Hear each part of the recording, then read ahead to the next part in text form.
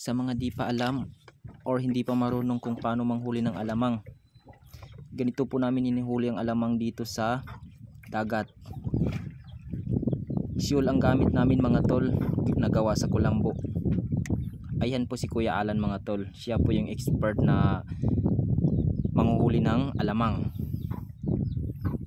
At saka may palatandaan din yung alamang mga tol, nagkukulay pula siya pag dito sa dagat mga tol. Di naman masyado mahirap kasi sinasabayan mo lang din yung alamang at sinasalubong mo, sumasabay ka sa agos. Ang mahirap lang dito mga tol yung init, talagang pati kilikili mo tatagaktak yung pawis. Yan lang pong mahirap dito. Pero pagdating po sa panghuhuli ng alamang mga tol, madali lang mga tol hulihin. Ayan po, kita nyo naman mga tol, napakainit. Umanambon. Tapos yung sombrero ng kasama ko, sombrero ni Kuya Alan, ayan lang po, kalahati. Yung noo lang po yung natatabunan. Okay. Bali ito mga tol, lapitan na natin mga tol yung huli niya. Ayan po. Bali.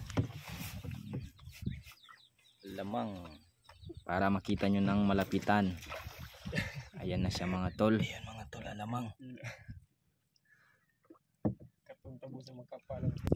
Andito na kami sa Jurayal mga tol. Umuwi na kami kasi mababaw na.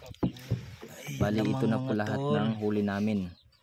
Bagong huli. Ayan po yung itsura niya mga tol pag sariwa yung alamang. Huli namin mga tol. Alamang. Ayan po lahat.